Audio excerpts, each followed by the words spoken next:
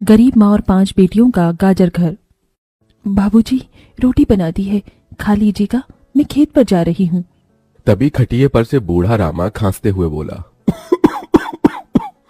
अरे बहू, ये ले, मेरी शॉल लेती जा, बाहर बड़ी ठंड पड़ रही है। नहीं बाबूजी, इसकी जरूरत आपको ज्यादा है, क्योंकि घर में ओढ़ने को एक भी कंबल नहीं। माँ, आज हम तीनों भी आपके साथ चलेंगे खेत पर। पर बच्चों, तुम्हारे पास स्वेटर भी नहीं, सर्दी लग जाएगी।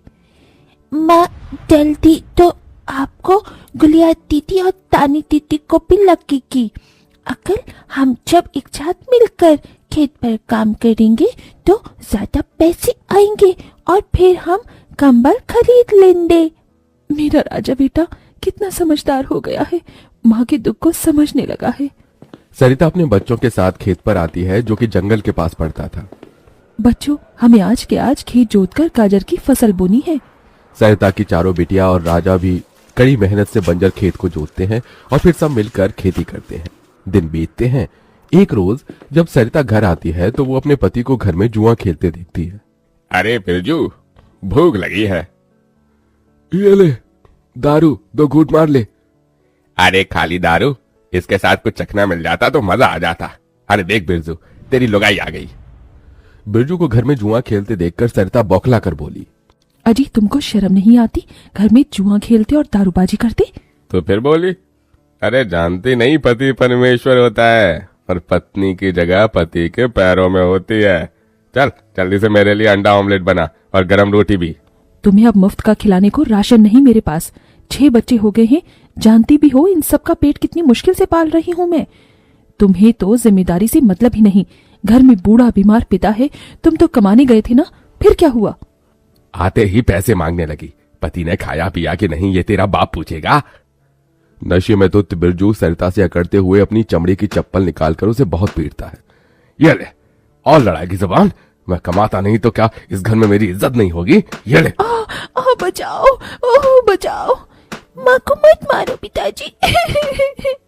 तभी लड़खड़ाते हुए बिछौने से उठकर बूढ़ा रामा कहता है, अरे निकम्मे, छोड़ दे बहू को, निकल जा इस घर से तू, और फिर कभी शक्ल मत दिखाना। अरे ये मेरा घर है, मैंने बनाया है इसे।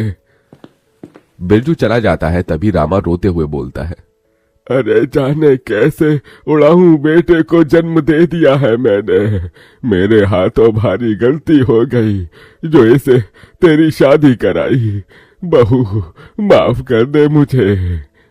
पर उस 5 बेटियों की गरीब माँ का दुख इतना ही नहीं था कि एकदम से जोरदार तूफान उठा और झोपड़ी की छत हवा के झोंके से उखड़ कर गिर गई। हे भगवान, इतना भयंकर तूफान! तानी, गुड़िया, अंजू, तुम तीनों सोनी, राजा और मुनिया को लेके बाहर निकलो, मैं दादाजी को लेकर आती हूँ। उठिए बाबूजी। नहीं बहू, तू जा, मेरा समय आ गया है। तुझे उन 5 बच्चियों की सौगंध, तेरे बाद उन्हें देखने वाला कोई नहीं। जा बहू, जा। सरिता के बाहर निकलते ही पूरी झोपड़ी गिर जाती है। सरिता छाती पीट पीट कर रोने लगती है। बाबूजी! अरे कैसा निर्दयी है रे तू ऊपर वाले! क्या मिला आखिर, क्या मिला तुझे मेरा घर उजाड़ कर? तू खुद तो अपने घर में सो रहा है और मेरी 5 बेटियों को बेघर कर दिया। जवाब दे, तू बोलता क्यों नहीं? सरिता को टूट कर रोता देखकर उसकी 5 बेटी भी बिलख बिलख कर रोती है। चुप हो जाओ माँ, रो मत। माँ, मुझे जल्दी ठंड लगती है। हे भगवान, इतनी बर्फ गिर रही है, मुझे इस ठंड से अपने बच्चों को बचाना होगा। सरिता सबका दरवाजा खटखटाती है, मगर कोई भी मुसीबत में उसकी मदद नहीं करता। हार कर वो अपने जंगल वाले गाजर के खेत में आ जाती है और सब रात भर ठंड से कांपते ठिठुरते हुए बीतती है। माँ, बहुत भूख लगी है। हाँ माँ, मुझे भी भूख लगी है। तभी सरिता की सबसे बड़ी बेटी तानी खेत में देखती है जहाँ लाल लाल गाजर उगे थे। देखो माँ, हमारे खेत में तो गाजर तैयार हो गए हैं। फिर तानी अपने सभी भाई बहनों को गाजर तोड़ कर देती है। ये लो मेरी बहनों, गाजर खा लो। अपनी बेटियों को ठंड में ऐसे देख उस गरीब माँ का मन अपार दुख से भर जाता है।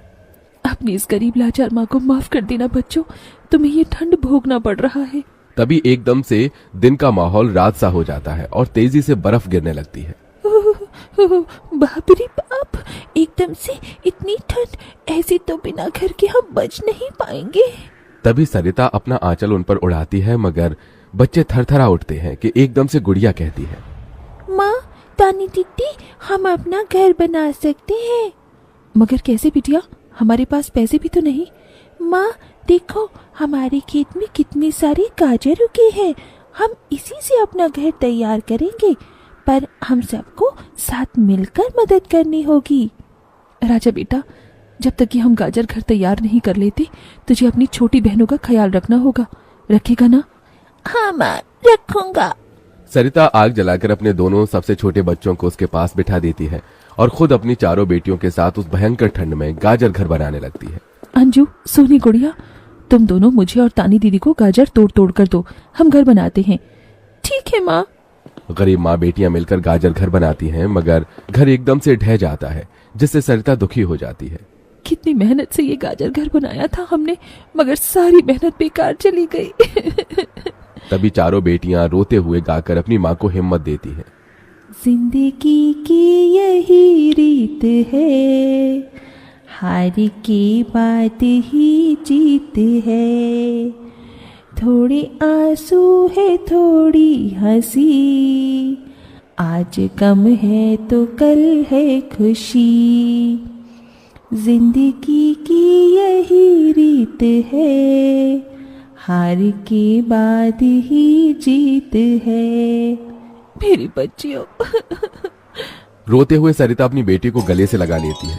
वो फिर कोशिश करते हैं, कई बार उनका गाजर घर बिगड़ता है। तभी गुड़िया कहती है, माँ, अगर हम अपना गाजर घर मजबूत बनाने के लिए पहले लकड़ी फट्टे से ढांचा बना लें, तो फिर हमारा गाजर घर नहीं गिरेगा। सब ऐसा ही करते हैं, जिससे उस बार उनका गाजर का घर मजबूत बन जाता है। सरिता अपनी पांचों बेटियों और बेटे के साथ घर के अंदर आती है। तब जाकर उनके शरीर को गर्माहट महसूस होती है। अरे वाह माँ, दीदी, आप सबने कितना सुंदर गाजर घर बनाया है, और ये कितना गुलाम भी है। तभी सरिता अपने बेटे बेटियों का मुंह देखती है। सबकी आंखों में भूख थी। मैं जानती हूँ तुम सबको भूख लगी है ना, अपनी माँ को एक दिन दे दो, मैं कल काम ढूंढ लूंगी। ठीक है, आज हम ये गाजर खाकर सो लेंगे। आप भी खा लो ना माँ, आपने 2 दिन से कुछ नहीं खाया। सोनी अपने नन्हे हाथों से अपनी गरीब माँ को गाजर खिलाती है। अगले दिन सरिता ठंड में इधर से उधर काम ढूंढने भटकती रहती है, मगर कोई उसे काम नहीं देता। इधर अब उसके खेत के गाजर भी खत्म हो गए थे, जिससे उसकी बेटियां भूखी थी और उसकी दुधमुही बेटी भूख से रोई जा रही थी। माँ, मुन्ना को भूख लगी है, उसे खाना चाहिए। छोटे बच्चे खाना नहीं खाते राजा, इसे दूध पीना है। हे बसुरी बजैया, एक माँ की ममता की इतनी भी परीक्षा मत लो कि वो अपने बच्चे को दूध भी ना पिला सके। तभी सरिता को द्वार पर एक गाय के रंभाने की आवाज सुनाई दी। माँ, लगता है बाहर गाय आई है।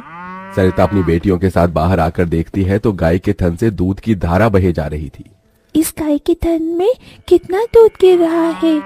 सरिता गाय का गर्म दूध अपनी बेटी को पिलाती है। तभी गाय उसके खेत में जाकर गोबर कर देती है, जिससे एकदम से जादू होता है और खेत लाल चमकदार गाजर से भर जाता है। माँ, ये तो कोई जादुई गाय लगती है। देखो, हमारे खेत में कितने गाजर उगाए। हाँ गुड़िया, मैं जादुई गाय हूँ। मुझे वरदान प्राप्त है, जिस भी बंजर खेत में मैं गोबर करूंगी वो फसल से भर जाएगी। मैं इससे पहले भी तुम्हारे खेत में आई थी। इसका मतलब गौ माता, आपकी वजह से उस वक्त भी मुझ गरीब के बंजर खेत में गाजर उगी थी। आपका कोटि कोटि धन्यवाद गौ माता। माँ, तुम काम ढूंढ रही थी ना, अब मैं ढूंढना। तुम तो कितना अच्छा गाजर का हलवा बनाती हो, और गाय के दूध से खोया, घी, दूध सब बनता है। तुम हलवा बनाकर बेचो। सरिता उस गाय के दूध से घी खोया तैयार कर लेती है और गाजर का हलवा बनाकर बेचने लगती है, जो कि लोगों को खाने में स्वादिष्ट लगता है। उसकी अच्छी कमाई होती है, जिससे उसकी आर्थिक स्थिति ठीक हो जाती है और वो गाय उसके गाजर घर के बाहर बंधी खेत के गाजर और घर दोनों की पहरेदारी दिया करती।